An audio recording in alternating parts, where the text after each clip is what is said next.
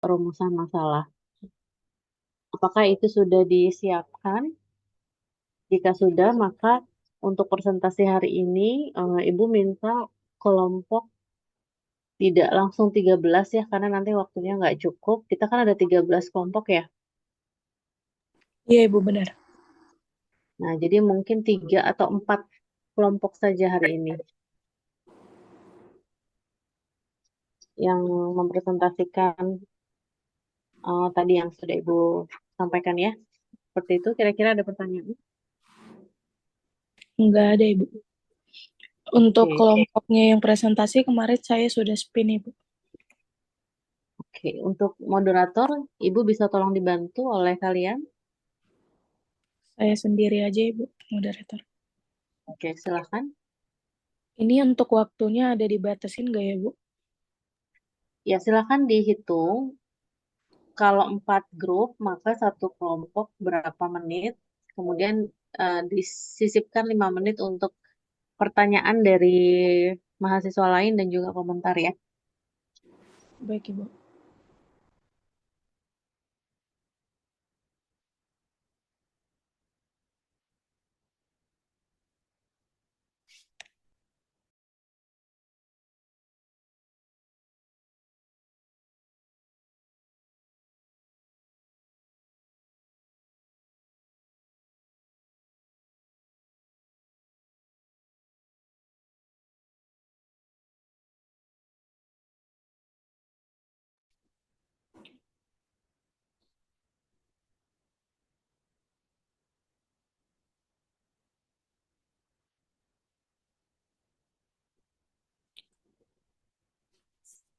Berarti udah bisa dimulai ya, Bu. Dari urutan pertama ada kelompok 7 kurang lebih waktu presentasinya 10 sampai 15 menit sama 5 menit nanti komenan dari Ibu ya, Bu.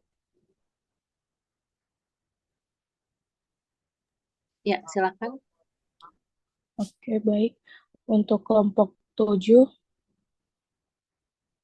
boleh di share screen aja buat dijelasin. Izin share screen ya, dikit.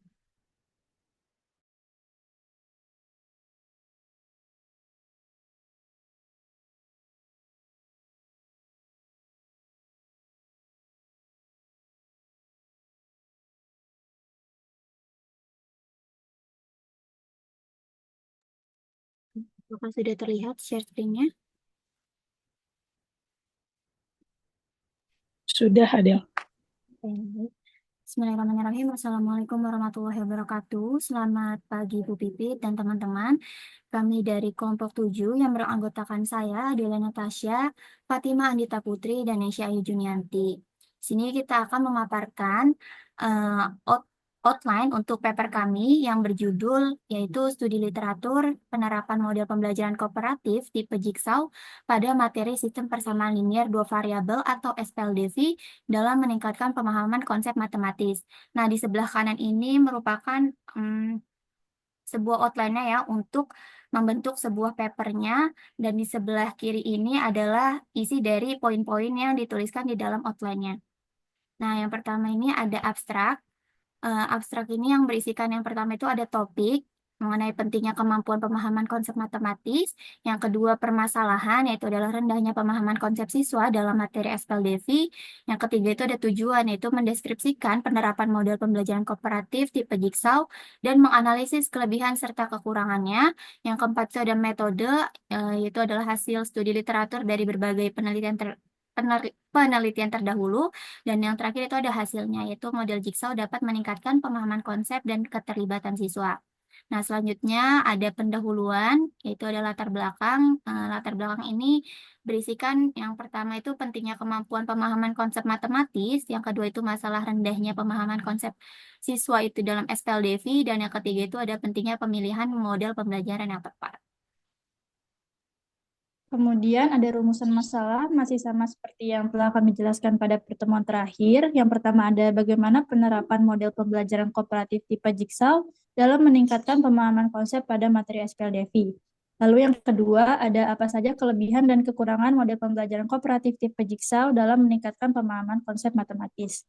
Lalu untuk tujuannya, yang pertama ada mendeskripsikan penerapan model pembelajaran kooperatif tipe Jigsaw pada materi SPLDV, dan yang kedua ada menganalisis kelebihan dan kekurangan model Jigsaw dalam meningkatkan pemahaman konsep matematis.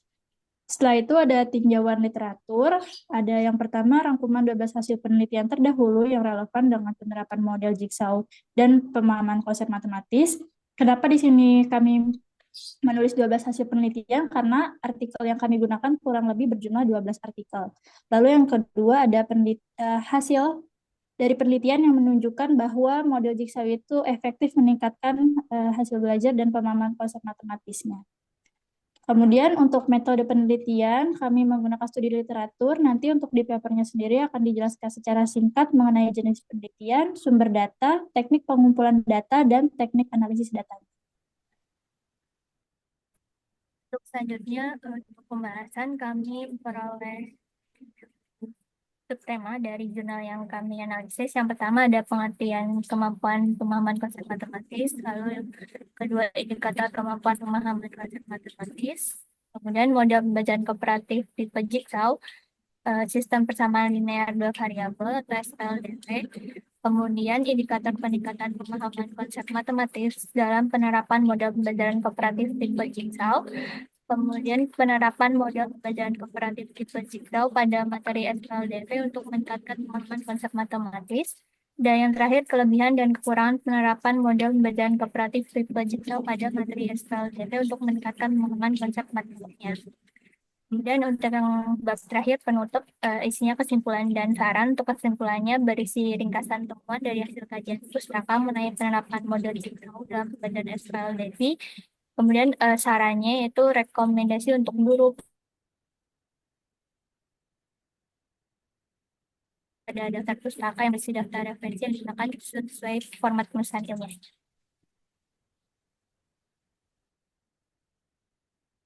Baik, sekian dari pemaparan kami. Kira-kira ada yang ingin bertanya dan tambahan dari Bu Pipit?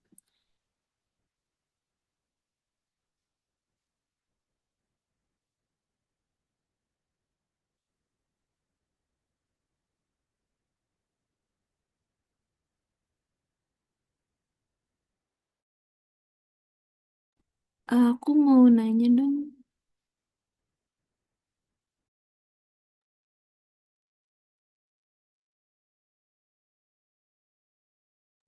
Moderatornya Gracia, tolong diatur ya sesi Iya, tanya jawabnya, tolong dipandu. baik Ibu. Boleh Madia yang ingin bertanya?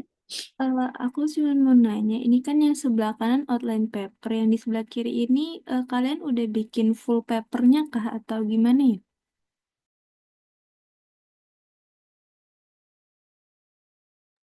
Izin jawab Madia, jadi kalau misalkan dalam bentuk papernya itu belum, tapi untuk isinya kurang lebih kita udah ngerangkum. Jadi nanti sekiranya ada tugas untuk membuat papernya, kurang lebih kita udah punya data-datanya. Jadi tinggal disesuaikan dengan outline gitu. Berarti yang di sebelah kiri ini masih kayak isi singkatnya gitu ya? Iya, kurang lebih kayak gitu. Oke. Oke.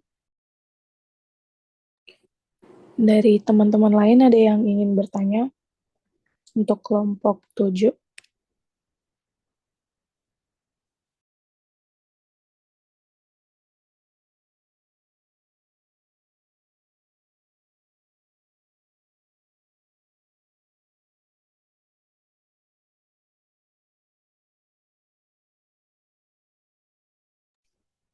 Maaf Ibu, izin bertanya sekiranya kalau tidak ada, langsung masukan dari Ibu atau bagaimana ya Ibu?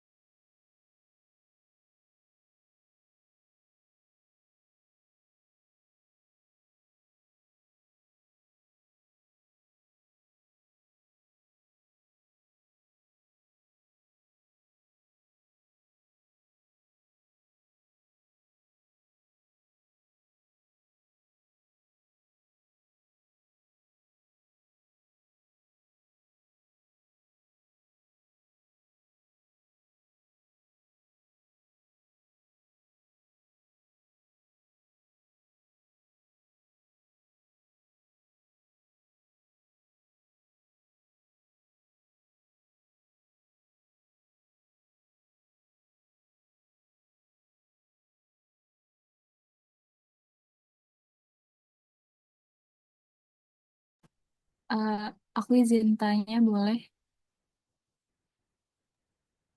Boleh, Anissa, silakan.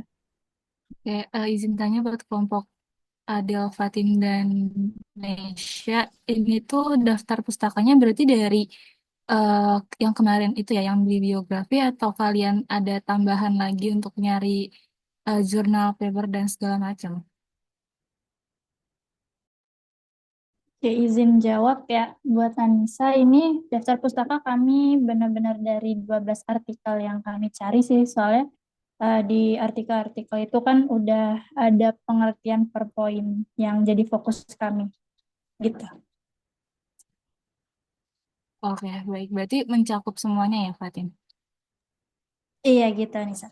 Oke, terima kasih. Terima kasih juga.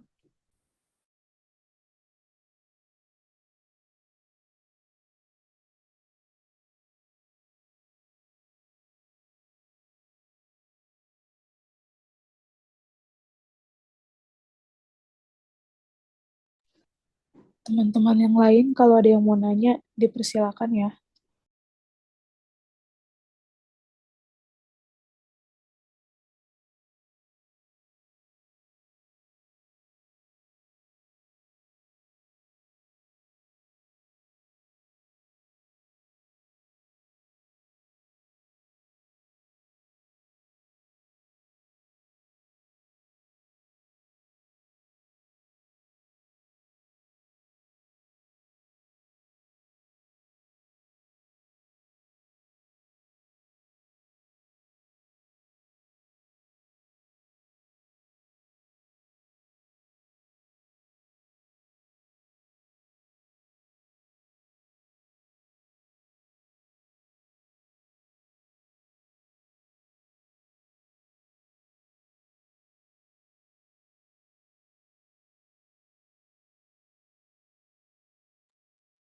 Oke, ini kelompok berapa ya? Kelompok 7, Ibu. Oke, presentasi kelompok 7 tadi judulnya boleh tolong diperlihatkan.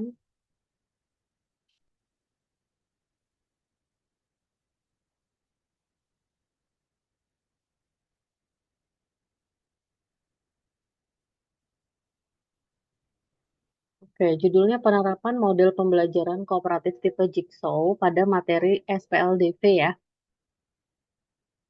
Nah, nanti tolong bentuk format papernya tidak seperti bab dalam skripsi ya, tidak ada bab 1, 2, 3, sesuai dengan contoh paper yang ada pada jurnal.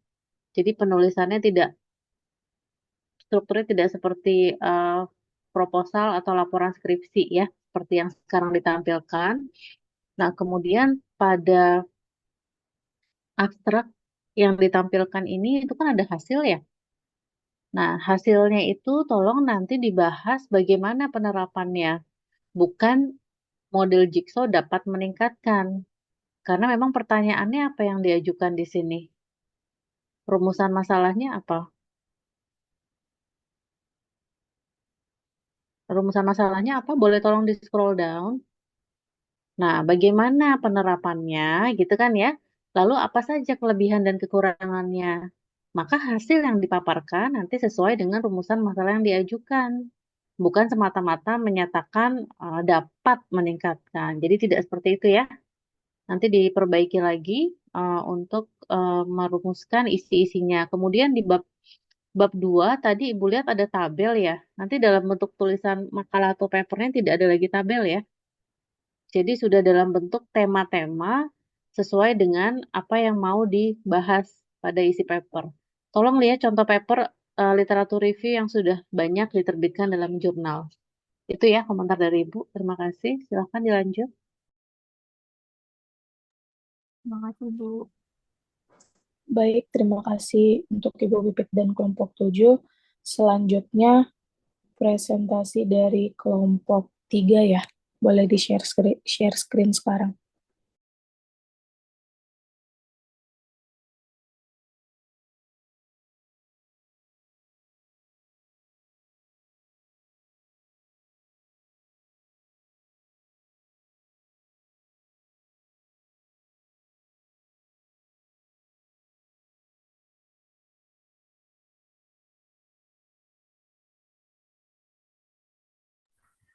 Ya, selamat pagi teman-teman semua, selamat pagi juga Ibu Pipit. Di sini kami dari kelompok 3 ingin memaparkan outline dari tinjauan literatur kami dengan judul analisis efektivitas pendekatan etnomatika dalam meningkatkan kemampuan pemecahan masalah matematis pada siswa SMP. Selanjutnya di sini untuk bagian pendahuluan kami melatar belakangi judul kami dengan yang pertama itu ada pentingnya kemampuan pemecahan masalah matematis didukung oleh sumber yang mengukuhkan bahwa pemecahan matematis itu penting untuk siswa. Selanjutnya ada rendahnya kemampuan pemecahan matematis. Jadi di sini selanjutnya bakal membahas tentang alasan mengapa rendahnya kemampuan pemecahan masalah matematis di Indonesia.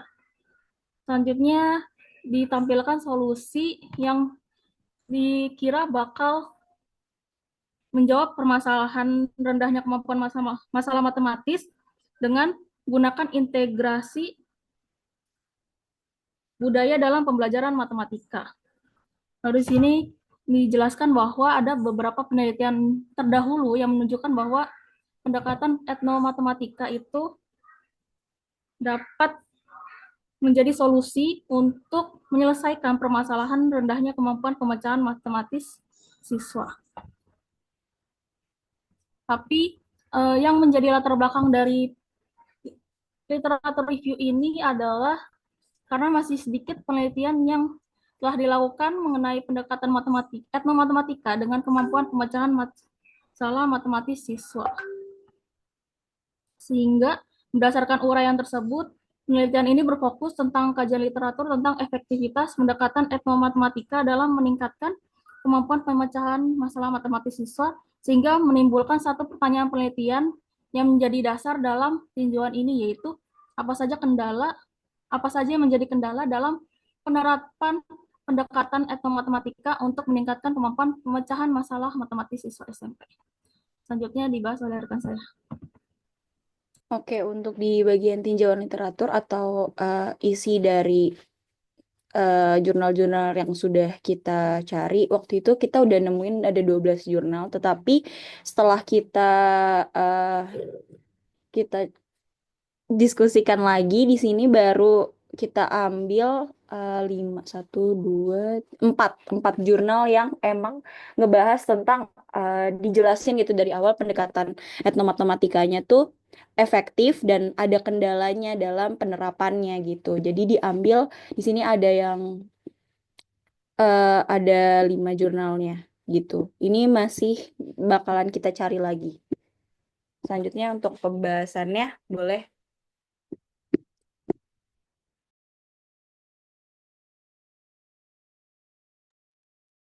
Nah, karena tadi rumusan masalahnya adalah apa saja kendala dalam penerapan pendekatan etnomatematika untuk meningkatkan kemampuan pemecahan masalah matematis, maka di pembahasan ini, setelah pencarian artikel, akan membahas tentang analisis terkait dengan kendala pendekatan etnomatematika untuk meningkatkan kemampuan pemecahan masalah matematis siswa. Nah, berikut udah kami paparkan beberapa pembahasan yang kami dapatkan dari artikel yang sudah kami cari. Di antaranya ada implementasi pendekatan ini memerlukan pemahaman mendalam tentang budaya lokal dan kreativitas dalam merancang pembelajaran yang sesuai.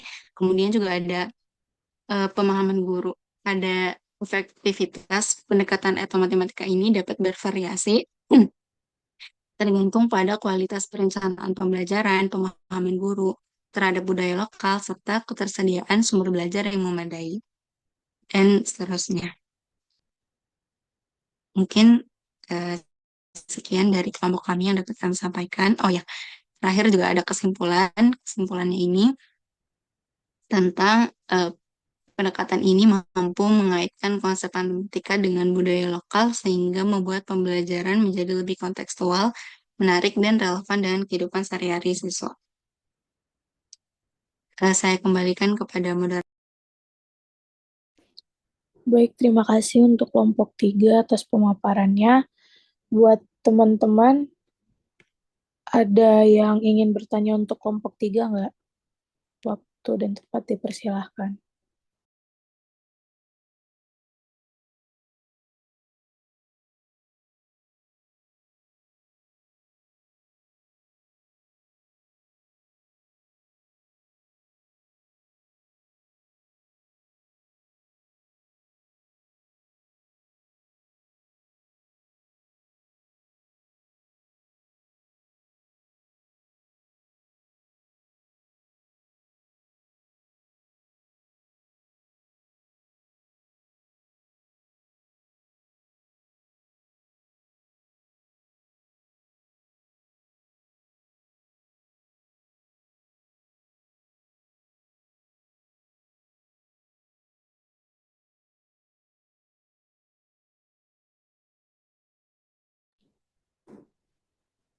Sepertinya tidak ada yang ingin bertanya.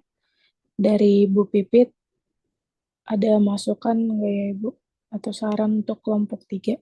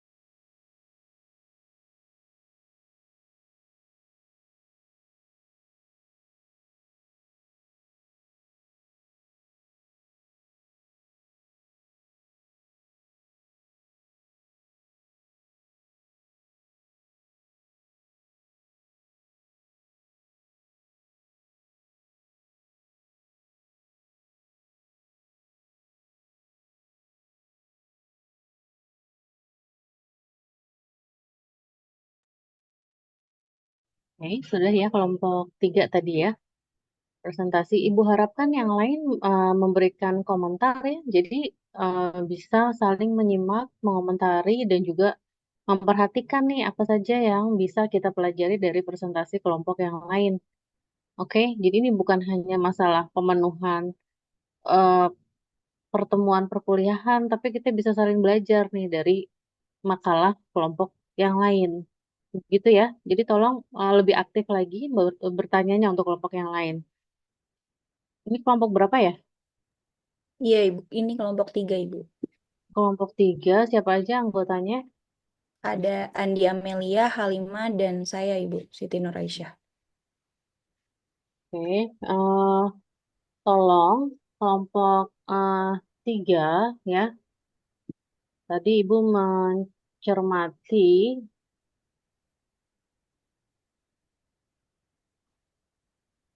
oke, coba kita lihat di eh, judulnya adalah analisis efektivitas ya. Iya, Lalu Ibu. kita lihat ke paragraf terakhir yang berisi pertanyaan penelitian atau rumusan masalah. Nah, apa di sini rumusan masalahnya? Tolong dibaca. Eh, Terdapat suatu pernyataan penelitian yang menjadi dasar dari tinjauan ini, yaitu apa saja yang menjadi kendala dalam penerapan pendekatan etnomatematika untuk meningkatkan kemampuan peminyahan masalah Oke. matematika SMP. Yang lain tolong ikut mencermati juga. Apakah judul dengan rumusan masalah itu sinkron apa enggak?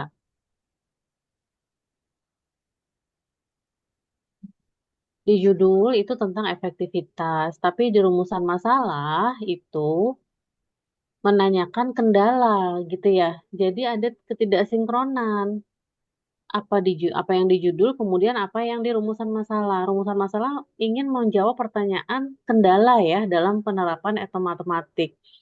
Lalu tadi dalam kesimpulan, coba lihat kesimpulannya. Oh iya, Ibu. Harusnya analisis kendala ya, Bu. kalau mau sesuai sama rumusan masalahnya di judulnya.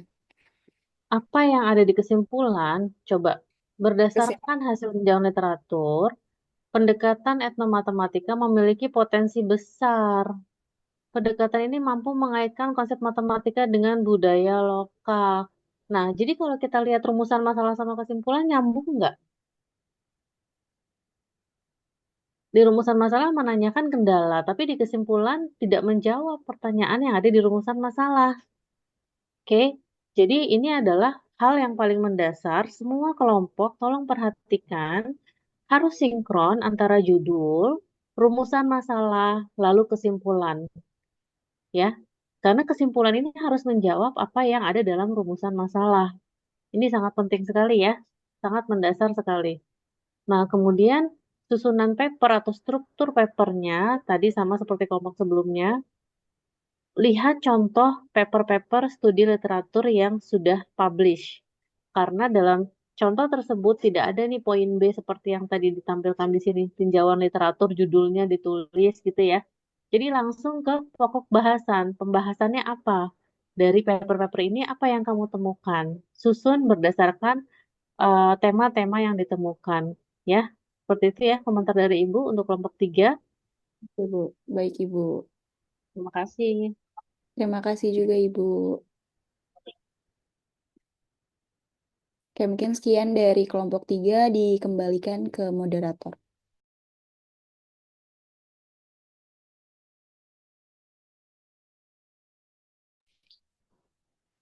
Oke, selanjutnya ada dari kelompok 8 buat maparin.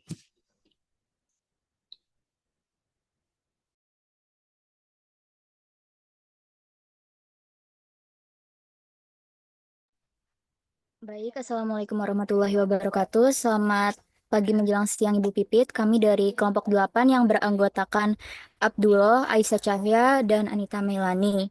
Kami mengambil judul Studi Literatur Analisis Model Pembelajaran Problem Based Learning terhadap kemampuan berpikir kritis matematis siswa. Dengan rumusan masalahnya yaitu yang pertama, apa saja faktor penyebab rendahnya kemampuan berpikir kritis matematis siswa. Lalu rumusan masalah yang kedua, bagaimana model pembelajaran PBL dapat meningkatkan kemampuan berpikir kritis matematis siswa. Lalu kami sudah buat outline-nya. Yang pertama ada pendahuluan yang berisikan pentingnya kemampuan berpikir kritis dalam pembelajaran matematika, lalu dilanjutkan dengan realitas rendahnya kemampuan berpikir kritis matematis siswa berdasarkan hasil studi nasional atau internasional, lalu dilanjutkan dengan model pembelajaran yang ada masih kurang bervariasi, kebanyakan masih menggunakan model konvensional sehingga siswa kurang aktif dalam pembelajaran, lalu dilanjutkan dengan pentingnya inovasi model pembelajaran seperti problem-based learning yang melibatkan siswa secara aktif untuk meningkatkan kemampuan berpikir kritis. Yang kedua ada metode. Jadi penelitian menggunakan metode studi literatur untuk melihat faktor apa saja yang menyebabkan rendahnya kemampuan berpikir kritis matematis siswa. Selain itu juga untuk melihat bagaimana PBL atau Problem Based Learning dapat mempengaruhi kemampuan tersebut. Terus sumber data kita peroleh dari jurnal yang telah terakreditasi Sinta yang diterbitkan dalam kurun waktu dari 2019 sampai 2025. Dengan total yang kita review ada sebanyak 12 artikel. Di hasil pembahasan ada kemampuan berpikir kritis matematis siswa, akan dijelaskan definisi berpikir kritis dalam konteks matematika, terus indikator-indikator kemampuan berpikir kritis matematis, dan pentingnya kemampuan berpikir kritis dalam pembelajaran matematika. Di 3.2 kita tentang faktor penyebab rendahnya kemampuan berpikir kritis matematis siswa, ada faktor internal dan faktor eksternal. Selanjutnya 3.3 yaitu ada tentang problem-based learning yang akan dijelaskan mengenai pengertian dan prinsip-prinsip dasarnya, kemudian ada langkah-langkah model PBL dalam pembelajaran, juga ada peran guru dan siswa dalam pendekatan PBL ini. Kemudian untuk 3.4 ada akan dijelaskan tentang hubungan antara PBL dan kemampuan berpikir kritis matematis, di mana isinya itu ada teori dan hasil studi literatur yang mendukung PBL sebagai metode untuk meningkatkan kemampuan berpikir kritis. Kemudian ada kesimpulan dari hasil studi literatur didapat bahwa penerapan model PBL terbukti secara teoritis dan empiris dalam meningkatkan kemampuan berpikir kritis matematis. Dan yang terakhir ada referensi. Mungkin saya kembalikan ke moderator. Terima kasih buat kelompok 8. Ada dari teman-teman ada yang ingin ditanyakan terkait outline dari kelompok 8?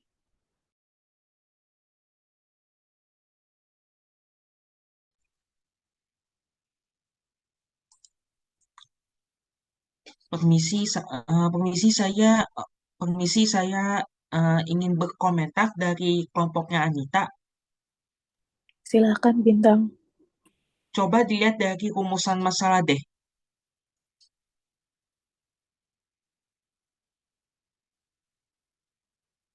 Nah, itu kan yang apa?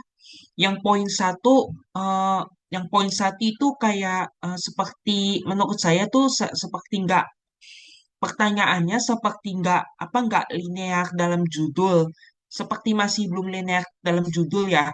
Nah, itu faktor penyebab rendahnya kemampuan berpikir kritis matematis apa sih? Terus di kesimpulannya kalian bahas nggak seperti itu? Karena yang poin satu ini seperti masih belum linear dengan judul pertanyaannya. Tapi yang kalau poin 2 sudah linear dengan judulnya. Nggak ada seperti poin satunya nggak ada hubungan dengan apa tanpa penggunaan model PBL tanpa menggunakan model PBL atau enggak, atau faktornya juga bisa nggak pakai model PBL atau sejenisnya. Bisa jelasin dari apa kelompok 8 ya, kelompok 8. Terus kenapa bentuk pertanyaan seperti ini di rumusan masalah, terus kesimpulannya nanti akan dijabarkan seperti apa. Terima kasih.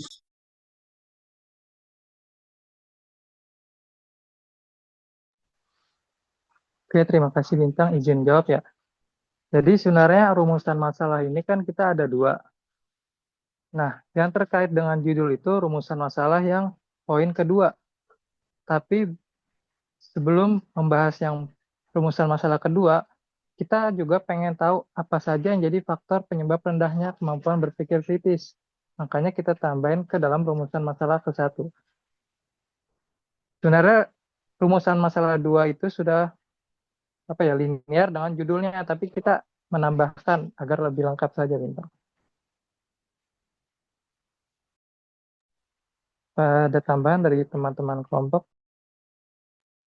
Iya, jadi seperti kata Abdul tadi, Bintang, sebelum kita ingin mencari apakah PBL dapat meningkatkan, kita harus cari tahu dulu penyebab rendahnya kemampuan berpikir kritis tuh apa sih, biar kita tahu gimana cara PBL ini dapat meningkatkannya. Lalu untuk di kesimpulan tadi emang belum kita masukin. Kurang lebih seperti itu, Bintang, apakah terjawab? Terjawab, Anita. Terima kasih. Baik, terima kasih, Bintang. Teman-teman yang lain kalau ada yang mau bertanya dipersilahkan ya.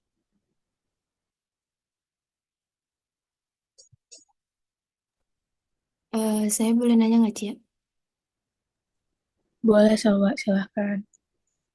Saya mau nanya, kan tadi kalau dilihat dari outline-nya tuh nggak ada fokus ke satu materi gitu ya. Nah, itu aku mau nanya kayak kenapa kalian ngambil judul ini tapi nggak fokus ke satu materi aja?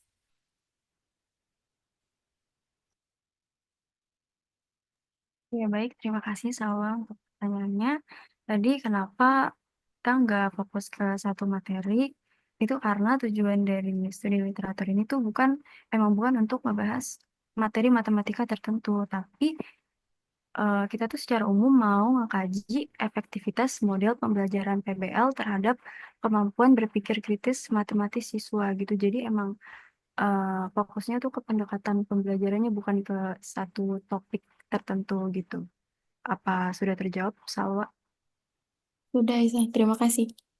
Ya, terima kasih kembali.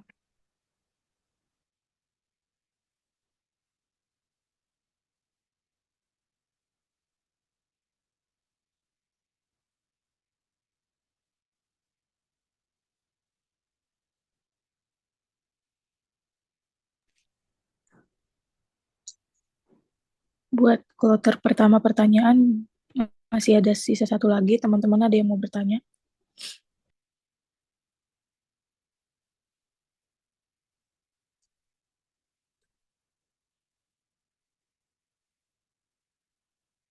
Saya mau izin bertanya, boleh? Silakan Zidan. Baik, izin bertanya ya terhadap kelompok, terutama di eh, rumusan masalah ya tadi.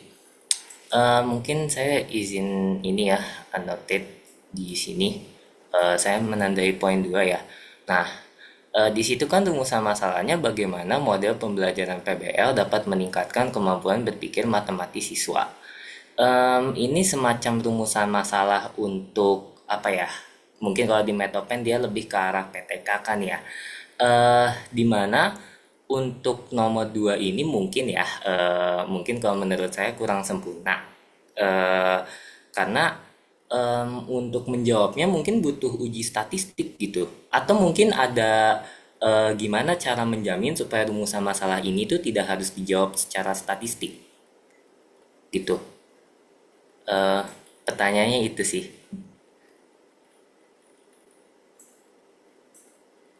Baik, terima kasih Zidan atas pertanyaannya. Saya jawab sepengetahuan saya ya.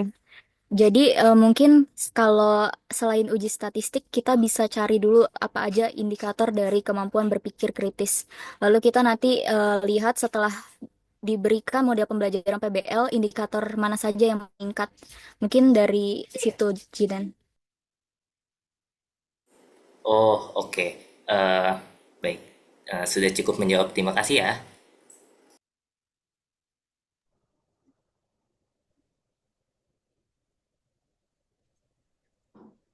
Oke, terima Baik, kasih. silakan Sudah ada Ibu. 3 penanya tadi ya. Sudah Ibu. Oke, Ibu mau komentar untuk kelompok 8 ini ya tadi ya. Iya, Ibu. Oke, kelompok 8 tadi ada 3 pertanyaan. Nah, yang terakhir deh yang tadi Zidan tanya, pertanyaan nomor 2. Nah, biasanya kalau yang pertanyaan penelitian yang memerlukan eksperimen dan harus diuji statistik gitu ya, datanya, itu kalimat tanyanya bukan bagaimana, tapi apakah gitu ya.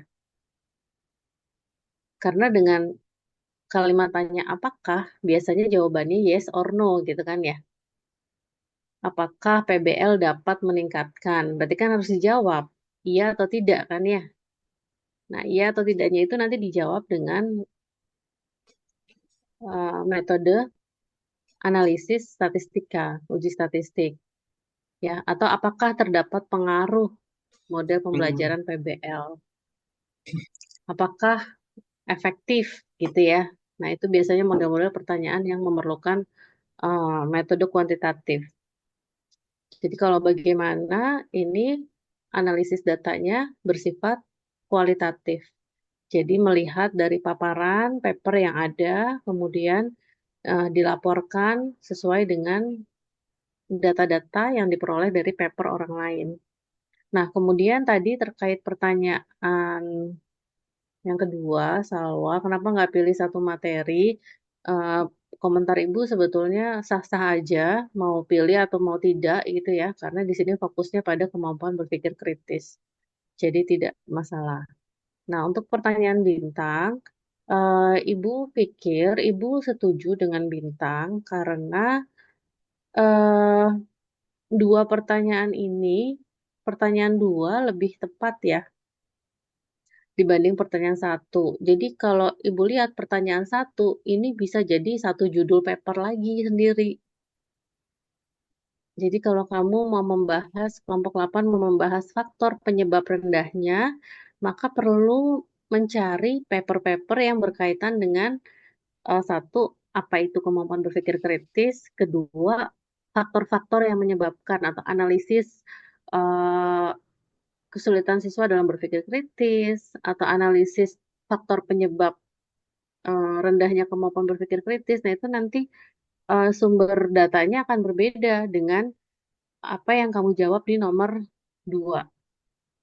Jadi Ibu rasa kelompok 8 bisa fokus pada pertanyaan nomor 2 ya, sehingga penelusuran literaturnya itu nanti mencari paper atau artikel atau makalah yang membahas tentang apa nih, problem based learning berarti ya.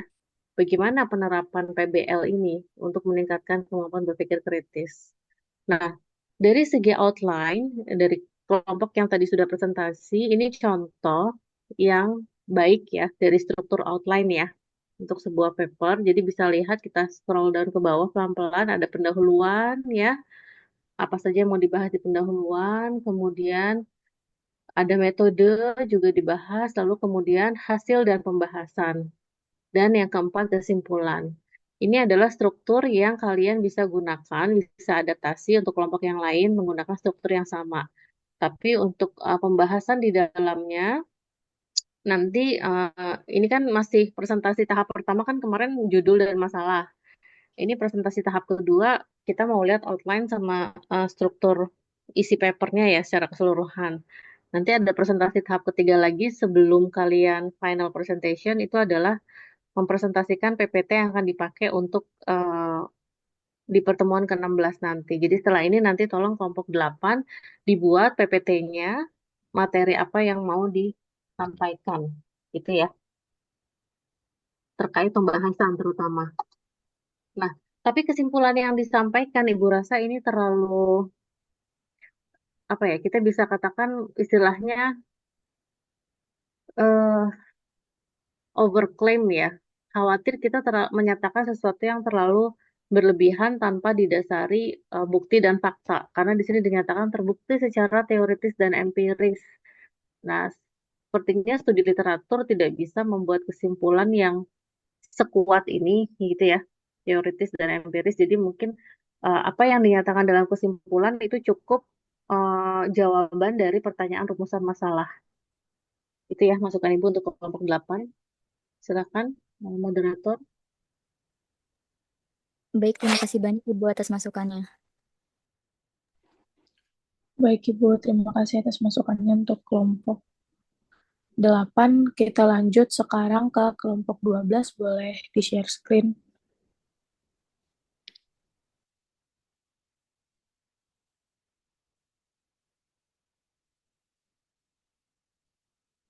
Oke, Aska bisa tolong share screen? Bentar, izin share screen ya Ibu.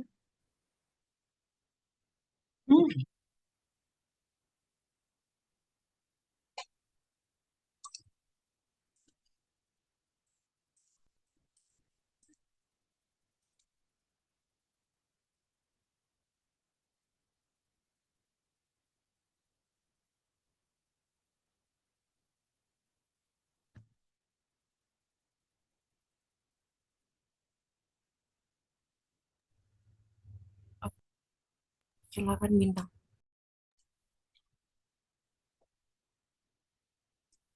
Bismillahirrahmanirrahim.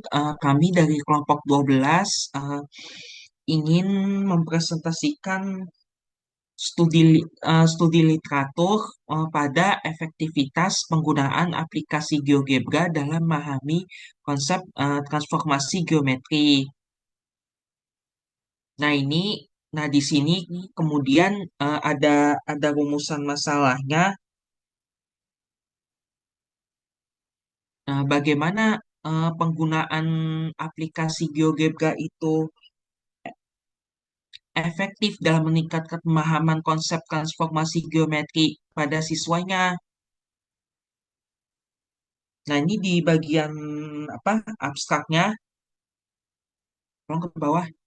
Nah, dari latar belakangnya, memang siswa kalau pada dalam materi transformasi geometri umumnya siswa merasa kesulitan dalam memahami materi yang abstrak karena transformasi geometri ini merupakan materi yang konsepnya tuh bersifat abstrak.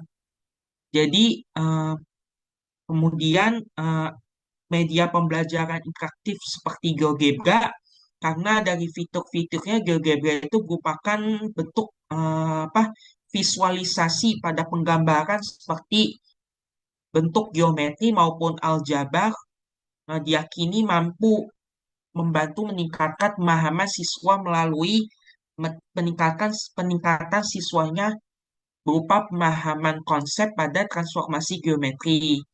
Nah, rumusan masalahnya ini bagaimana sih penggunaan aplikasi GeoGebra itu efektif dalam meningkatkan pemahaman konsep transformasi geometri siswa? Lalu kemudian ada hasil temuan dari suatu literatur, tapi GeoGebra memang membutuhkan visualisasi langsung eh, untuk meningkatkan kemampuan pemahaman konsep dari siswanya.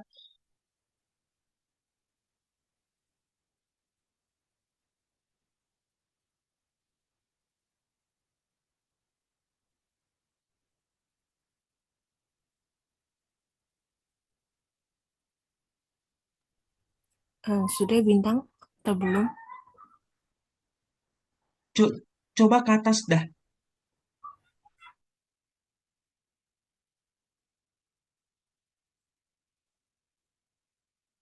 Ini Sudah. outline-nya saja Bintang. Sudah, baik. Sudah. Selanjutnya saya akan alihkan ke Septi untuk membaca lanjutannya. Oke, baik. Terima kasih Bintang. Lalu masuk ke pendahuluan.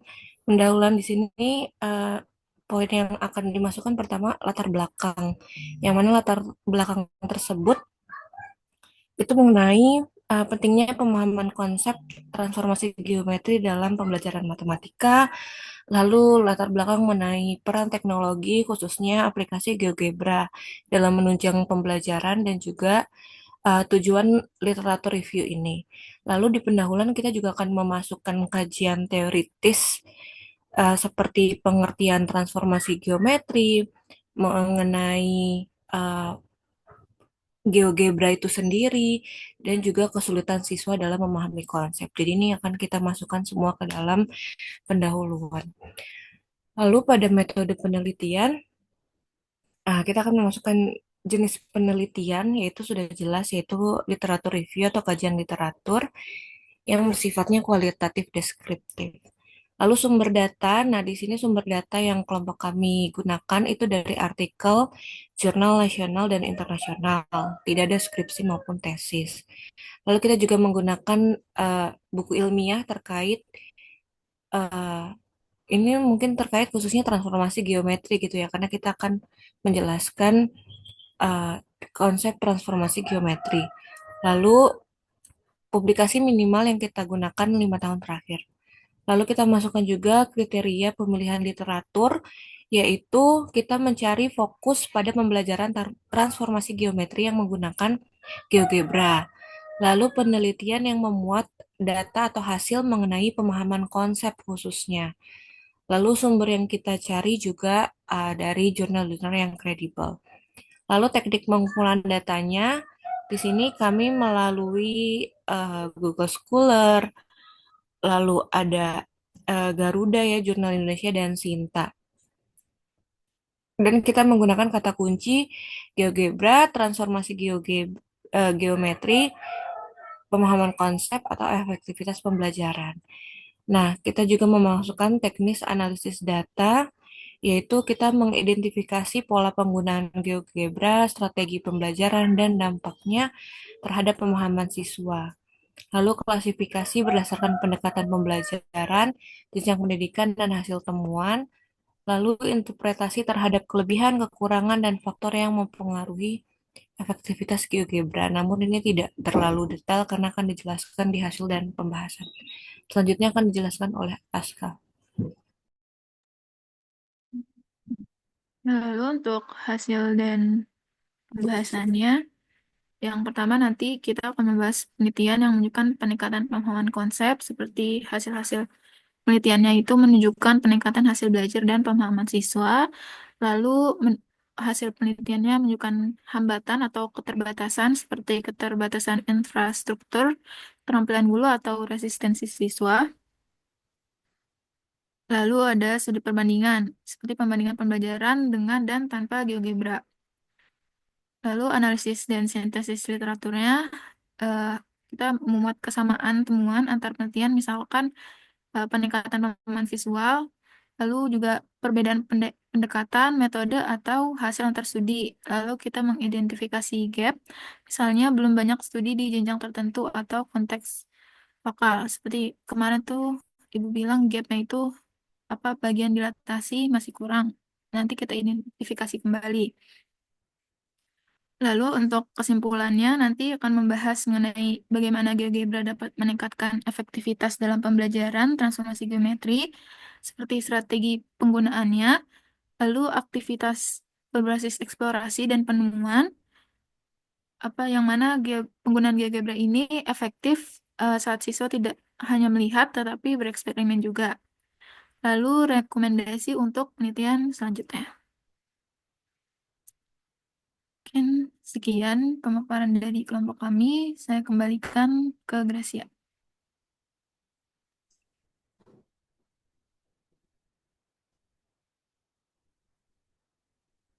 Baik, terima kasih untuk kelompok 12. Kita buka sesi tanya jawab untuk 3 orang pertama ya teman-teman. Yang mau bertanya, dipersilahkan.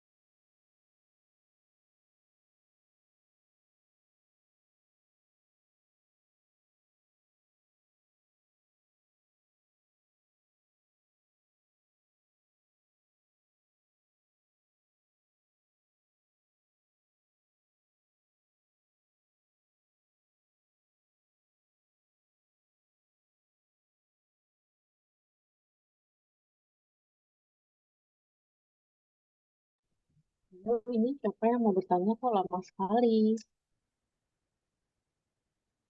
Tidak adakah yang mau bertanya?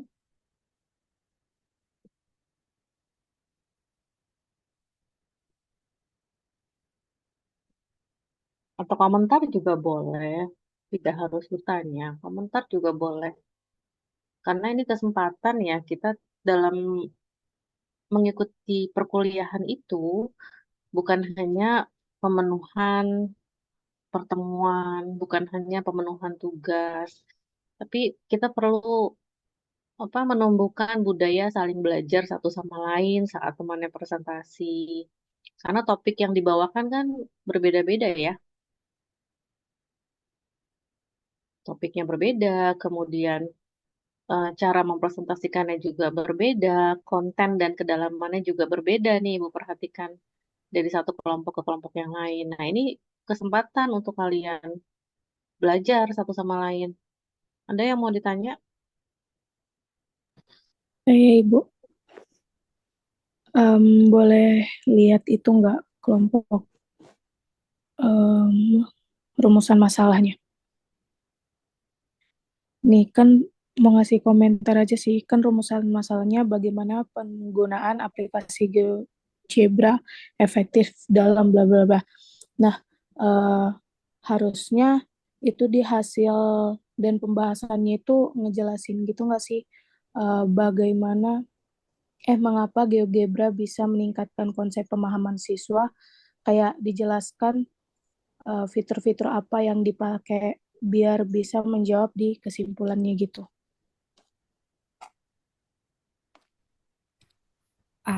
Oke, baik. Terima kasih Gracia atas komentarnya. Sepertinya benar ya, kita harus masukin juga pembahasan tentang GeoGebra itu sendiri, bagaimana bisa meningkatkan konsep pemahaman siswanya. Atau mungkin nanti di analisis dan literatur review, Aska boleh scroll ke bawah sedikit, atas lagi.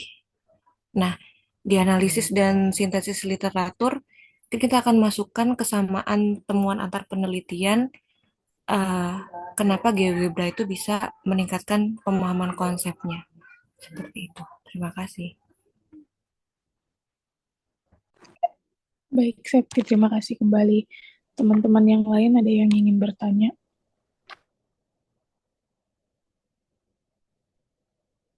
Mungkin lebih ke bagaimana tadi ya. Concern dari Gracia itu kan pertanyaannya bagaimana. Jadi bagaimananya itu nanti dijelaskan di analisis dan sintesis literatur. Baik, Ibu. Oke, ada lagi yang mau ditanya? Kita coba lihat. Boleh kita lihat dari awal kelompok berapa ini? Kelompok 12 Ibu. Kelompok 12. Oke. Terima kasih tadi Gracia sudah memberikan komentar. Jadi mungkin saja komentar Ibu ada yang apa namanya kurang lengkap gitu ya. Nah, kalian bisa saling melengkapi. Tapi secara umum Ibu lihat dari kelompok 12 ini sudah sangat baik dan Ibu memotivasi kelompok-kelompok yang memang nanti ingin mempublikasikan tulisannya ke jurnal. Ibu sangat mendorong sekali nanti Ibu akan bantu bersama Patian untuk bisa mendampingi ya, mendampingi dalam arti kata eh, mendampingi dalam proses mereview dan merevisi paper jika nanti kalian ingin submit paper ini ke jurnal ya. Ya, kita kalian boleh coba ke jurnal Sinta berapa nanti yang kalian kira-kira bisa targetkan untuk publikasi paper. Walaupun ini tidak menjadi kewajiban ya, Ibu tidak mewajibkan, tapi jika memang nanti Ibu menilai ada yang cukup baik, itu kita nanti bisa follow up ke publikasi. Nah, dari judulnya kan efektivitas. Nah, Ibu tadi melihat kata-kata efektif muncul beberapa kali ya di judul, kemudian di rumusan masalah juga ada efektif. Em, Mungkin nanti perlu dipertimbangkan kembali kata-kata efektif ini apakah memang harus dimunculkan atau mungkin bisa dihilangkan. Karena kalau misalkan dihilangkan kan rumusan masalahnya jadi bagaimana penggunaan aplikasi GeoGebra dalam meningkatkan pemahaman konsep transformasi geometri siswa. Kalau ada kata efektif, mungkin nanti akan ada yang mengkritisi gitu kan ya. Efektifnya di mana? Efektif itu seperti apa kriterianya atau batasannya? Itu ya, satu. Terus kedua, kita lihat lagi ke bawah. Oke, kita lihat ke bawah di sini di pendahuluan. eh Pendahuluan ya boleh ke bawah lagi. Latar belakangnya oke ya, silahkan nanti yang lain ikut mencermati apa yang disampaikan dalam latar belakang dalam outline sudah oke. Kemudian ini juga yang penting bahwa dalam pendahuluan kalian bisa memasukkan definisi atau kajian teoritis seperti yang ditulis di kelompok 12 ini. Jadi kita bisa mendefinisikan apa yang muncul dalam judul kan ada GeoGebra tuh didefinisikan di sini GeoGebra yang dimaksud dalam paper ini apa, lalu kemudian konsep transformasi geometri yang dimaksud dalam paper ini apa, nah itu bisa dibahas di pendahuluan, baru nanti kalian buat di akhir rumusan masalah. Kan Ibu pernah bilang ya kalau rumusan masalah letaknya di paragraf terakhir bab pendahuluan. Nah, kemudian metode penelitian yang dijelaskan oleh kelompok 12, Ibu sangat suka sekali karena sangat detail gitu ya. Mungkin nanti di paper kalian bisa tambahkan kuantitinya, misalkan uh, berapa artikel, 15 artikel, berapa buku, misalkan 5 buku gitu ya. Nah, tapi kriteria-kriteria ini bagus untuk ditampilkan ya. Jadi membuat metode penelitiannya lebih lengkap. saran Ibu nanti tambahkan quantity artikel buku yang digunakan sebagai data atau referensi. Oke, bagus. Next. Oh, selanjutnya, teknik analisis data. Coba kita lihat. Analisis tematik atau konten. Oke, klasifikasi berdasarkan. Nah, em, karena topiknya tadi sudah ditentukan ya transformasi geometri ya. Nah, nanti mungkin ini jenjang pendidikannya kan pasti sudah pasti ya transformasi geometrinya di kelas berapa. Jadi mungkin nanti perlu dilihat lagi untuk analisis yang ini. Kemudian hasil dan pembahasan tadi sudah dicermati oleh Gracia, perlu adanya jawaban dari rumusan masalah yaitu bagaimananya. Tadi kalau disebutkan kan fitur apa dari GeoGebra atau apa yang meningkat di sini kan peningkatan pemahaman visual gitu ya dan seterusnya dan seterusnya. Itu yang paling pertama harus dijawab. Selebihnya kalian bisa mengidentifikasi gap seandainya itu ditemukan gitu ya. Kemudian eh, kemudian ini juga nggak apa-apa sih kalau mau menampilkan keterbatasan. Jadi kan dari temuan paper penelitian orang kan mungkin ada keterbatasan. Nah itu juga bisa kita kumpulkan atau kamu bisa bikin pertanyaan kedua apa saja hambatan atau keterbatasan sehingga bisa dijawab juga nih dalam menggunakan GeoGebra gitu ya. Next, kesimpulan. Nah, pastikan, ini Ibu memberikan pesan untuk semua kelompok, pastikan apa yang dinyatakan dalam kesimpulan itu sudah dibahas di poin atau section sebelumnya yaitu di pembahasan. Ya, jadi eh, ketika di sini kamu menyebutkan aktivitas berbasis eksplorasi dan penemuan atau discovery learning, ini sudah dibahas di bab pembahasan sebelumnya. Jadi bukan sesuatu yang tiba-tiba muncul di kesimpulan, tapi di awal belum ada pembahasannya. Seperti itu ya, kan namanya juga kesimpulan ya. Berarti poin-poin kesimpulan itu harus diambil dari apa yang telah dibahas di section sebelumnya atau di atasnya. Mungkin itu komentar dari Ibu ya untuk kelompok 12 sudah bagus. Ibu kembalikan ke Gracia. Ibu, sebelumnya saya ingin bertanya, boleh? Boleh, oke. Jika pada rumusan masalah kita menghilangkan kata-kata efektif, berarti pada teknik di ini aja sekali hasil dan pembahasan. Berarti nanti hasil dan pembahasan maupun di metodologi itu kita ganti kata hilangkan yang ada penjelasan mengenai efektivitas ya Ibu. Soalnya di sini kita ngasih coba SK kata sedikit stop stop di teknik analisis data. Nah, di bawah kan paling terakhir kita menuliskan interpretasi terhadap kelebihan, kekurangan, dan faktor yang mempengaruhi efektivitas. Berarti ini tidak usah ya, Ibu? Oh, oke. Tadi kan pertanyaannya bagaimana ya? Bagaimana ya? Bagaimana penerapan Iya, GeoGebra gitu kan ya? iya. Nah, kalau Kita misalkan mau hilangin bagaimana, kata-kata efektif.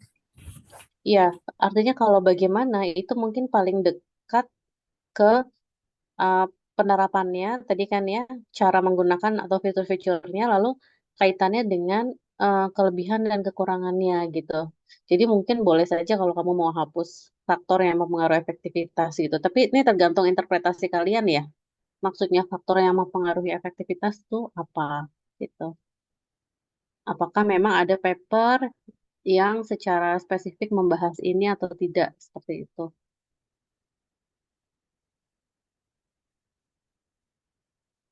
Baik, Gimana Ibu. Terima kira-kira? kasih. Oke. Ya, Oke, nanti kita Gracia sudah sesuaikan berapa? kembali. Oke. Sudah berapa kelompok yang presentasi, Gracia? Bisa dilanjutkan saja? Sudah 4 kelompok, Ibu. Berarti kira-kira Oke, dilanjutkan 1 atau 2 lagi, Kak, Ibu? iya, betul. Iya. Baik, Ibu.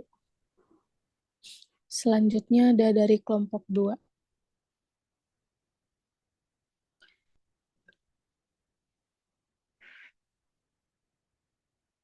Mbak Dia boleh di-share screen.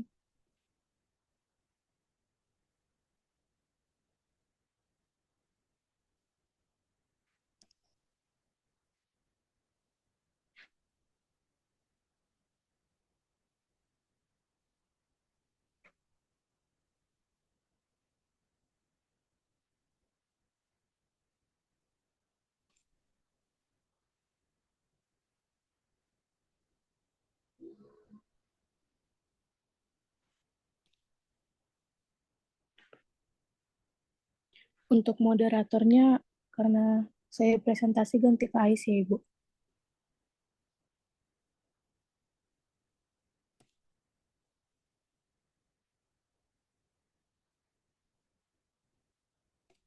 Ais. Iya, boleh. Dimulai aja Gracia langsung. Oke, baik. Izin memulai.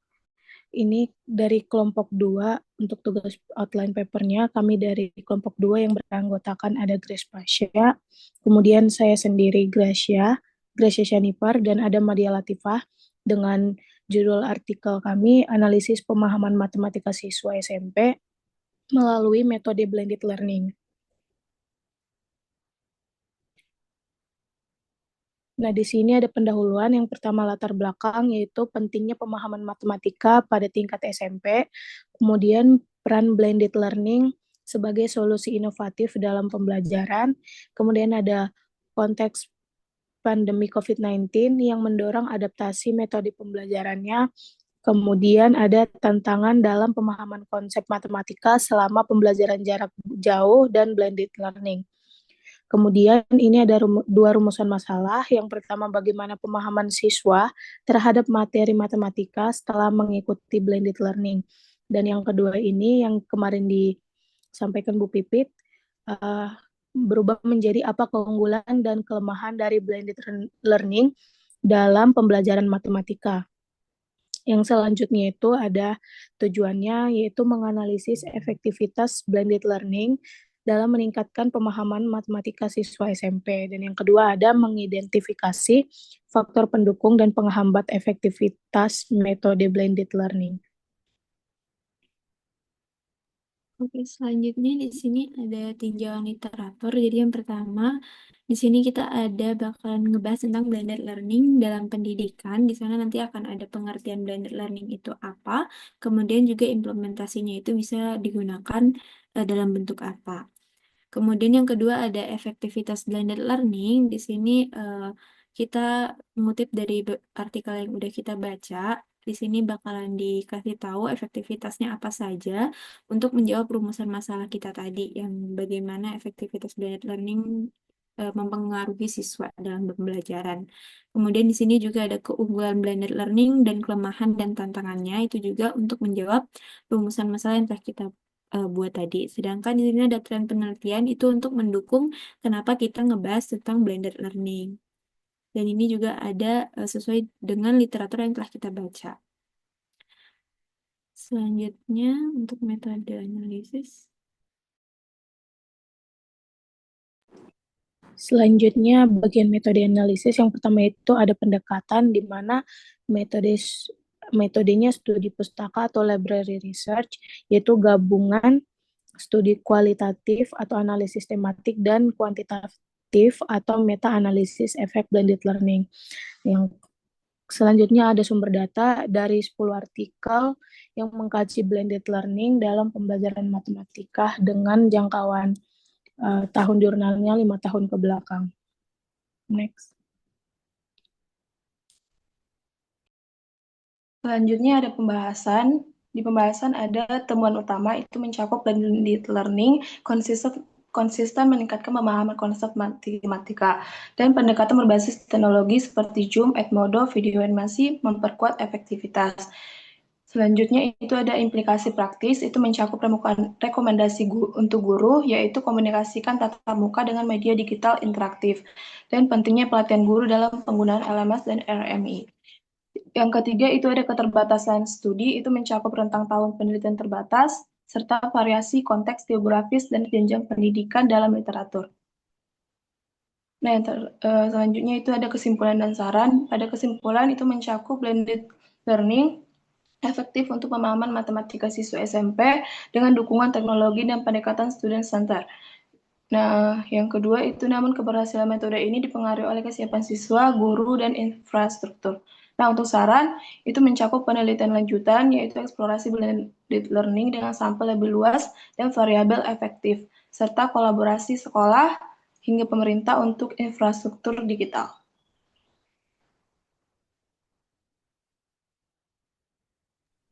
Sekian presentasi dari kelompok 2. kita kembalikan ke moderator. Oke, dari teman-teman ada yang mau bertanya atau memberikan komentar? Oke, boleh Fatimah disampaikan. Oke, izin tanya untuk kelompok 2 tentang metode penelitiannya tadi. Dari kelompok 2 sendiri, kenapa memutuskan buat ngegabungin metode kualitatif yang tadi analisis tematik sama metode kuantitatif? Iya itu.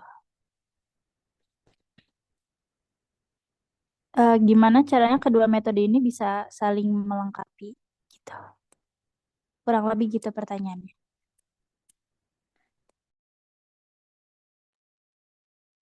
Oke, baik. Terima kasih Fatimah. Dari kelompok mau langsung jawab atau gimana? Boleh langsung jawab aja, Ais. Oke, silakan.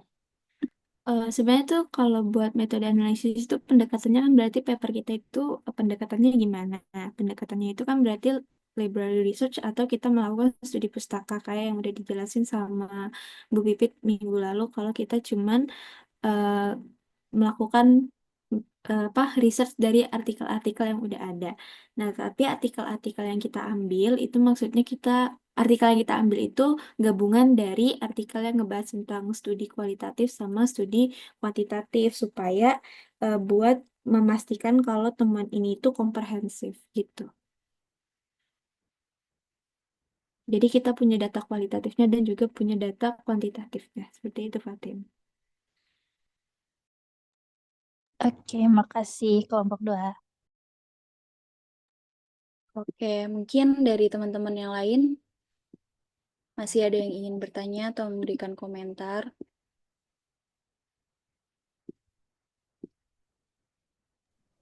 Oke, kalau nggak ada, Ibu boleh.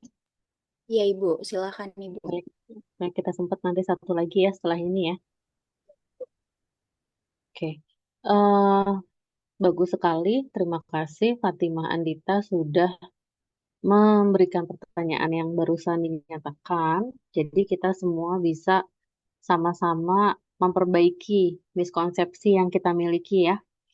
Jadi dalam melakukan penelitian, studi literatur ini atau literatur review itu juga merupakan salah satu bentuk penelitian. Ya. Nah, dalam penelitian, seperti yang kamu pelajari di metodologi penelitian, sekarang kan lagi ambil ya, mata kuliah itu ya, kan ada satu bab di bab 3 yang namanya metode penelitian. Betul ya? Nah, metode penelitian itu ada yang namanya metode pengumpulan data atau data collection, dan ada yang namanya metode analisis data atau data analisis. Ini dua hal yang berbeda, ya. Ada data collection, ada data analisis. Data collection kita menjelaskan sumber data kita. Maka dalam hal ini tadi yang dijawab oleh Madia ya, sumber datanya adalah paper atau penelitian yang menggunakan metode kuantitatif atau metode kualitatif. Maka itu yang dikatakan sebagai sumber data. Di sini dikatakan 10 artikel ilmiah gitu kan ya. Nah, sementara metode analisis itu menjelaskan bagaimana kelompok ini melakukan analisis dari data-data yang sudah diperoleh.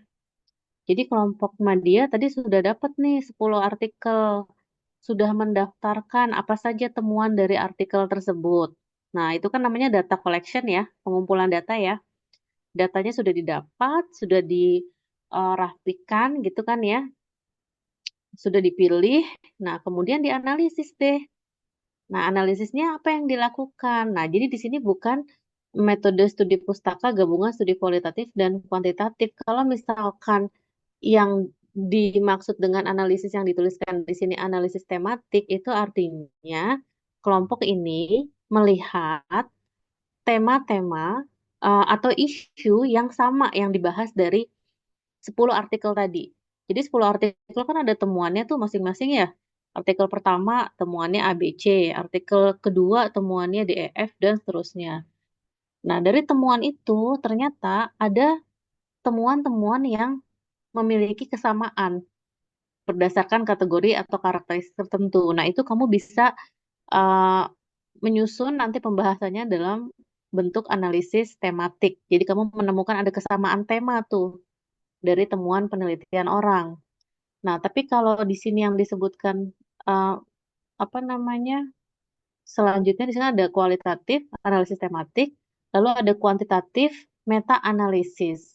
Nah, ini sebetulnya metode analisis ketika kalian melihat paper dalam jumlah yang sangat banyak gitu ya. Kalau 10 nggak bisa melakukan meta analisis. Kemudian kamu melihat secara kuantitatif temuan mereka apa, kemudian melaporkan. Jadi ada satu tahap analisis lagi secara kuantitatif dari hasil-hasil penelitian orang. Ini sebetulnya uh, metode analisis yang cukup rumit ya, meta analisis ini ya. Jadi bukan seperti yang tadi dijelaskan Madia. Kalau yang dijelaskan Madia tadi sumber papernya paper kuanti dan kuali. Nah, itu namanya sumber data yang kamu ambil pada saat pengumpulan data. Tapi pendekatan analisis ini akan berbeda lagi. Jadi interpretasi kelompok 12 penjelasannya dengan apa yang ditulis itu pemahamannya berbeda ya. Kalau masih bingung nanti silakan searching-searching lagi ya, pelajari lagi apa bedanya, apa yang dimaksud dengan metode analisis ini. Oke. Lanjut coba kita lihat dari awal. Jadi pastikan yang ditulis itu tidak salah interpretasi ya. Cek lagi sumbernya. Oke, judulnya apa tadi ya? Analisis pemahaman matematika melalui metode blended. Berarti yang mau dianalisis pemahaman matematika siswanya ya? Betul begitu? Iya, Ibu. Iya, Ibu. Oke, rumusan masalahnya mana? Oke, rumusan masalah bagaimana pemahaman siswa setelah mengikuti blended learning. Jadi kalian akan melihat hasil-hasil penelitian gitu ya, yang menerapkan blended learning gitu ya. Lalu membandingkan sebelum dan sesudah. Itu maksudnya? Benar, Ibu. Ya, berarti nanti ada pembahasan ya mengenai uh, pemahaman siswa sebelum dan sesudah. Kan begitu ya? Karena ada kata setelah, maka yang sebelum juga perlu dibahas, gitu kan ya. Lalu apa keunggulan dan kelemahan blended learning dalam pembelajaran matematik? Oke. Nah, sekarang kita lihat tujuannya. Nah, perhatikan semuanya. Antara rumusan masalah dan tujuan, tolong dibuat satu satu ini rumusan masalahnya ditampilkan juga. Nah, rumusan masalah dan tujuan ini harus sama ya. Tadi kan tujuan rumusan masalah pertama bagaimana pemahaman siswa. Berarti tujuan yang pertama itu harus berkaitan dengan rumusan masalah yang pertama, ya. Apakah yang ditampilkan dari tujuan A itu sama dengan rumusan masalah A? Sepertinya kurang ya, kurang nyambung ya. Betul nggak? Harusnya kan kalau kamu mau menganalisis efektivitas blended learning, maka pertanyaannya bagaimana efektivitas blended learning kan? Seperti itu. Terus kalau kamu mau mengidentifikasi faktor pendukung dan penghambat, maka pertanyaannya harusnya apa saja faktor pendukung dan penghambat. Jadi rumusan masalah dan tujuan itu adalah hal yang sama, tapi dinyatakan dengan satu kalimat tanya, satu kalimat pernyataan. Jadi ini harus relate ya. Oke, Baik, Ibu. next. Selanjutnya eh, tujuan literatur nanti untuk outline tolong bisa apa namanya dicontoh yang kelompok tadi ya untuk penulisan outline-nya. Next. Nah, pastikan apa yang dibahas ini menjawab pertanyaan atau rumusan masalah gitu ya. Kemudian next, efektivitas blended kelemahan. Nah jadi gini, biasanya kalau kita mau melaporkan studi literatur, kita membuat satu pernyataan nih. Nah, satu pertanyaan itu referensinya itu bisa lebih dari satu sumber. Kalau di sini kan kelemahan, satu keterbatasan infrastruktur motivasi siswa dari Puspitor ini. Nah, mungkin kamu bisa menemukan sumber lain bisa ditambahkan di sini, gitu ya. Oke, next. Peningkatan publikasi. Maksudnya apa tadi? Peningkatan publikasi. Tren penelitian maksudnya apa nih? Jadi kita ada salah satu artikel itu yang ngebahas tentang tren penelitian mengenai blended learning, Ibu. Itu em, pemikiran kita kayak buat ngedukung kenapa kita ngambil penelitian tentang blended learning ini, Ibu. Yang menyatakan peningkatan publikasi itu siapa? Artikel yang dibahas sama Eryani dan Subagio, Ibu. Maksudnya gini, nanti tolong dipastikan apa yang kamu sampaikan di pembahasan itu berkaitan dengan rumusan masalah ya. Baik, Ibu. Oke. Dan jangan lupa kesimpulannya nanti pastikan kesimpulannya mana. Kesimpulan pastikan itu juga merupakan hal-hal yang sudah dibahas pada bab pembahasan. Nah, eh, saran biasanya diberikan berdasarkan limitasi dari penelitian kita gitu.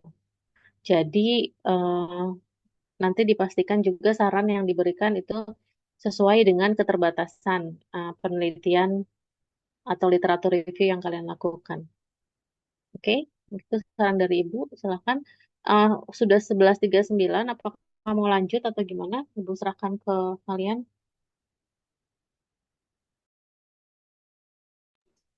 Sepertinya lanjut, Bu. Karena kelompok Satu ya. berikutnya mau satu lagi. Oke, satu lagi. Oke. Baik, Ibu, kami izin share screen ya, Ibu.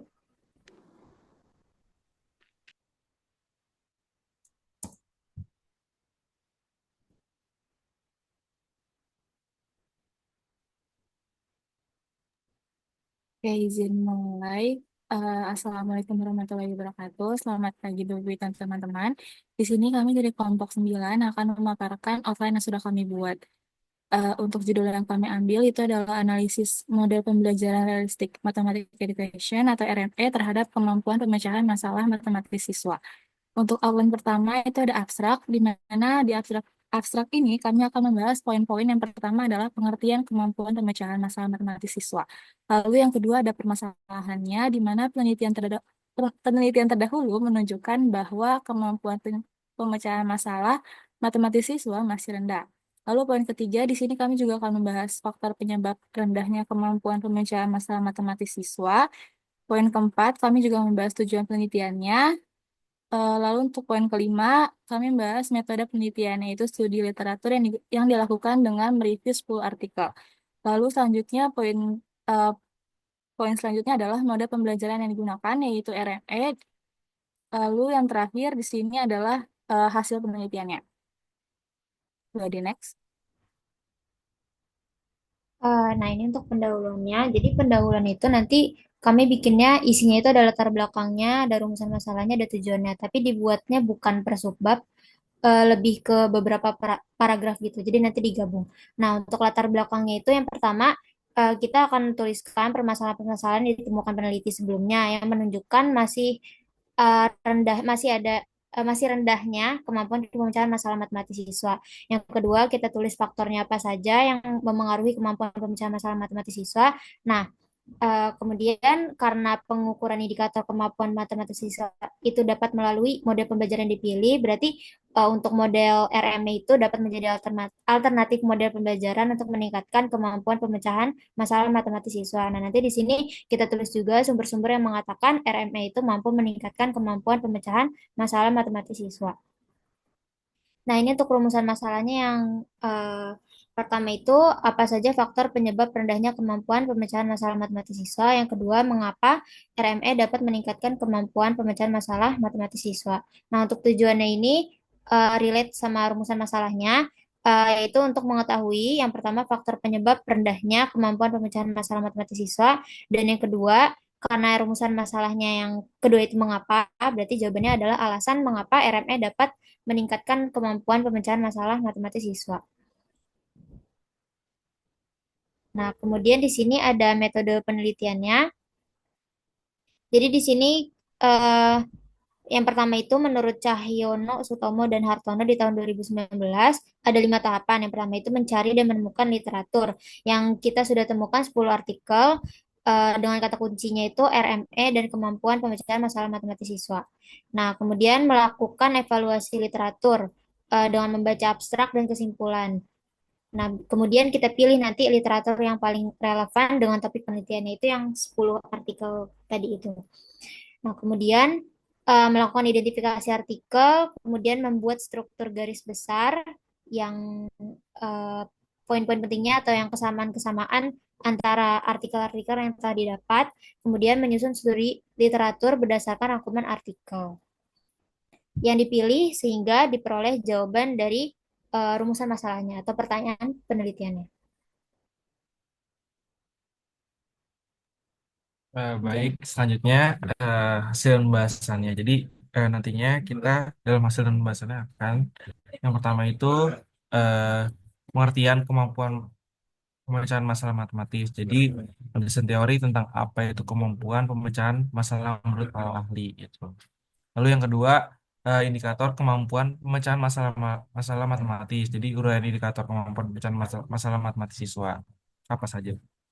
Terus yang ketiga itu pengertian model RME atau landasan teori dan prinsip-prinsip pendekatan RME gitu. Lalu eh, yang keempat itu faktor penyebab rendahnya kemampuan pemecahan masalah matematis siswa. Jadi uraian berdasarkan hasil studi literatur dan kajian teori dalam sumber-sumber yang kita gunakan. Lalu yang terakhir itu alasan RME dapat meningkatkan kemampuan pemecahan masalah matematis siswa. Ini penjelasan teoritis kenapa RME cocok untuk meningkatkan kemampuan tersebut. Lalu untuk kesimpulannya ini tadi sudah terjawab. Jadi rumusan masalah itu telah disampaikan di pendahuluan. Jadi mungkin itu sekian presentasi dari kelompok 9. Selanjutnya kami kembalikan ke moderator.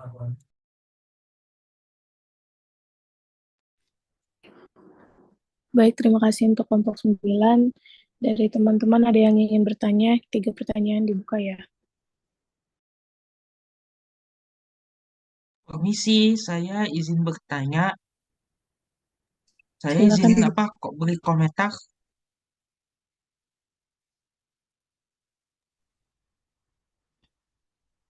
Iya, boleh. Silakan. Oke, makasih dari kelompok Tania, kelompok ke apa ya? Kelompok 9. Kelompok 9 ini dari hasil representasi berupa studi literatur. Jadi saya ada komentar sedikit. Nah, maksudnya kesimpulan itu jawaban dari rumusan masalah. Nah, terus ya jawaban dari rumusan masalah yang telah disampaikan di pendahuluannya seperti apa kok jawabannya seperti ini nggak dikonfirmasi kembali gitu jawabannya dari rumusan masalahnya. Coba tolong lihat rumusan masalah dan pendahuluannya. Baik, saya kalian jawab ya. Jadi kesimpulan itu kan jawaban dari rumusan masalah yang telah disampaikan di pendahuluan. Iya. Nah, rumusan masalahnya itu ini. Apa saja faktor penyebab rendahnya kemampuan pemecahan masalah matematis siswa? Dan yang kedua, mengapa RME dapat meningkatkan kemampuan pemecahan masalah matematis siswa? Nah, ini kan udah ada di rumusan masalahnya. Nah, kemudian kalau dilihat di hasil dan pembahasannya di poin 2 poin terakhir, ini ada faktor penyebab rendahnya kemampuan pemecahan masalah matematis siswa. Yang kedua ada alasan RME dapat meningkatkan kemampuan pemecahan masalah matematis siswa. Jadi untuk di kesimpulan itu kan jawaban dari rumusan masalah ya. Nah, yang dimana jawaban dari rumusan masalah ini udah ada di hasil dan pembahasannya kayak gitu.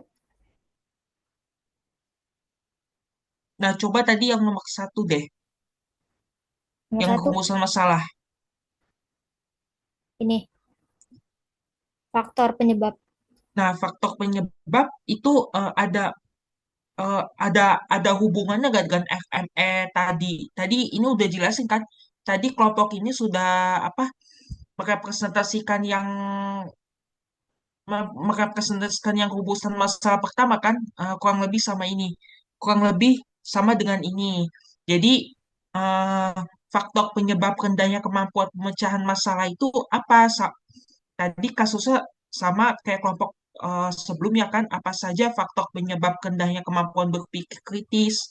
Nah, terus dihubungkannya dengan FME bagaimana? Ini kayak nggak linear dengan judul nggak ada hubungan dengan kayak FME. Sedangkan poin 2 juga eh, sedangkan poin poin 2 juga sedangkan poin 2 sudah linear sih dengan judul karena ada hubungannya dengan FME. Kalau kalau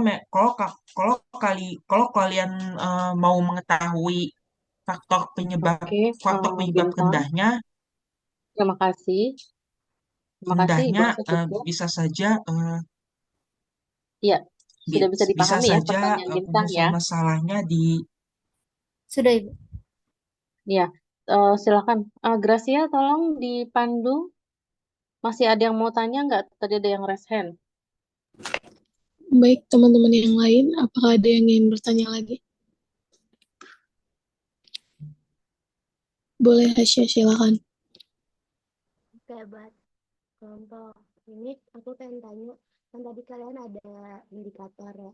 Nah, itu indikator yang kalian gunain buat mengukur kemampuan pemecahan ini masalah matematis siswa kalian tuh apa aja sih? Itu sih Maaf, pertanyaan aku.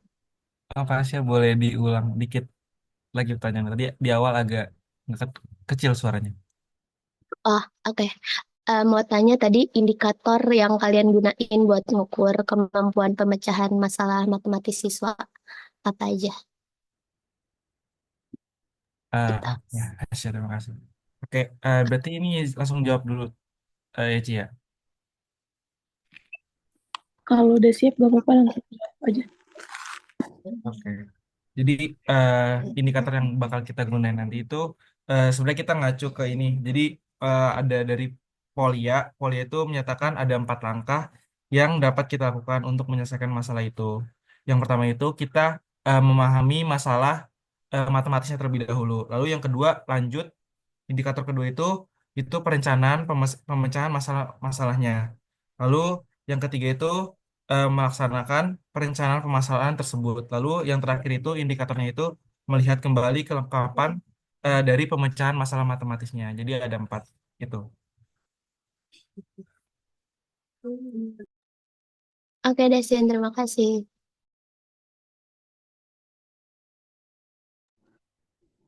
Baik, tadi ada satu lagi, Devina ya, boleh. Oke, baik. Terima kasih. Izin bertanya kelompok 9. Jadi di poin ketiga bab hasil dan pembahasan, ada pembahasan tentang indikator kemampuan pemecahan masalah matematis siswa. Itu kan bukan jawaban dari rumusan masalah ya. Nah, kenapa kelompok 9 ngebahas itu juga? Itu aja, terima kasih. Baik, terima kasih Devina atas pertanyaannya. Jadi kenapa kita masukin poin indikator kemampuan pemecahan masalah matematis siswa di hasil pembahasan? Karena ini digunakan untuk memperjelas konteks dan mendukung pemahaman terhadap faktor penyebabnya itu. Faktor penyebab kenapa kemampuan pemecahan masalah matematis siswa itu rendah kayak gitu. Apakah terjawab? Sudah terjawab, Tani. Terima kasih. Baik, karena sudah ada 3 orang yang bertanya, dicukupkan, dikembalikan ke Ibu Pipit. Terima kasih, Gracia. Jadi Ibu langsung aja ya nyambung masalah pembahasan tadi ada pertanyaan mengenai faktor rendahnya kemampuan pemecahan masalah, lalu kenapa ada indikator di sini ya, indikator kemampuan pemecahan masalah matematis. Oke, jadi sebetulnya mungkin kalau Ibu perhatikan rumusan masalah yang utama itu yang kedua ya untuk kelompok ini ya, mengapa RME gitu ya. Mengapa RME dapat meningkatkan kemampuan pemecahan masalah matematis. Maka ketika rumusan masalahnya seperti ini, perlu dideskripsikan juga tadi seperti kelompoknya Septiani, paling nggak didefinisikan RME itu apa gitu ya. Kemampuan pemecahan masalah itu bagaimana. Nah, ini terkait dengan indikator tentunya ya. Nah, cuma kalau misalkan kalian juga ingin mengajukan pertanyaan pertama tadi ya. Pertanyaan pertama kan faktor yang menyebabkan rendahnya ya. Nah, itu kan berarti bicara mengenai kemampuan pemecahan masalah matematis saja, tidak dikaitkan dengan RME. Nah, itu mungkin yang menjadi concernnya Bintang gitu ya, sama seperti kelompok yang tadi di awal.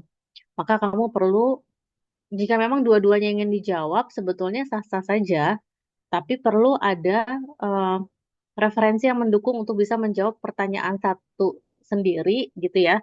Nanti dari hasil analisis pertanyaan satu, ketemu faktor penyebabnya, kamu bisa memperkuat argumen kenapa RME bisa mengisi kekosongan tadi kan ya. Kan ada faktor penyebab, mungkin ditemukan jawaban penyebabnya apa. Lalu kemudian di pembahasan selanjutnya kamu punya paper-paper berkaitan dengan RME, kamu bisa jawab tuh kira-kira apa saja eh, alasan gitu ya yang mendukung bahwa RME dapat meningkatkan kemampuan pemecahan masalah. Sebetulnya bisa saja dikaitkan, tapi perlu mencari referensi yang memang bisa menjawab permasalahan ini, gitu ya. Nah, tadi terkait kesimpulan, mungkin memang karena dalam fase atau tahap ini kan kalian belum selesai menulis ya, masih terus mencari sumber, masih terus mengumpulkan data dan menganalisis, maka tidak apa-apa menulis kesimpulan seperti ini karena memang belum sampai pada tahap itu. Tapi apa yang dituliskan di sini sebetulnya betul, jawaban dari rumusan masalah untuk kesimpulan. Jawabannya apa? Ya nanti disesuaikan dengan pembahasan. Seperti itu ya. Mungkin itu dari Ibu. Ada pertanyaan terakhir Baik, sebelum kita akhiri? terima kasih Bu atas sarannya. Saya boleh nanya dikit nggak ya, Bu? Iya, silakan. Berarti untuk rumusan masalah yang pertama ini kira-kira bisa dipakai nggak ya, Bu? Soalnya dia kan nggak berhubungan dengan RME. Kenapa kita masukin rumusan masalah yang nomor pertama ini? Karena Mhm. biasanya itu di latar belakang artikel-artikel yang kita dapat itu dijelasin juga Ibu, kenapa apa aja faktor penyebab rendahnya ini, Bu. Kayak gitu. Ya.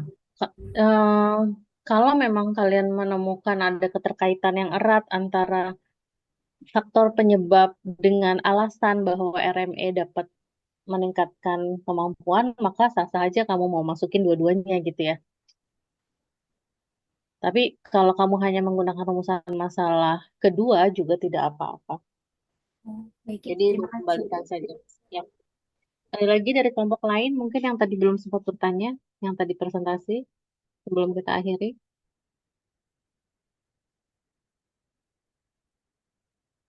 Kalau tidak ada, mungkin kita ketemu lagi pekan depan ya, hari Senin ya, dengan presentasi dari 7 kelompok yang belum presentasi ya hari ini ya.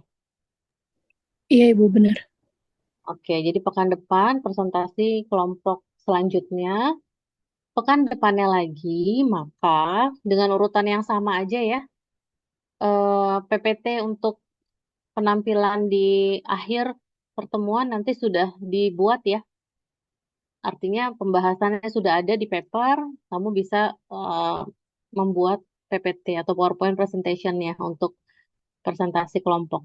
Oke? Seperti itu Baik. kira-kira ada pertanyaan?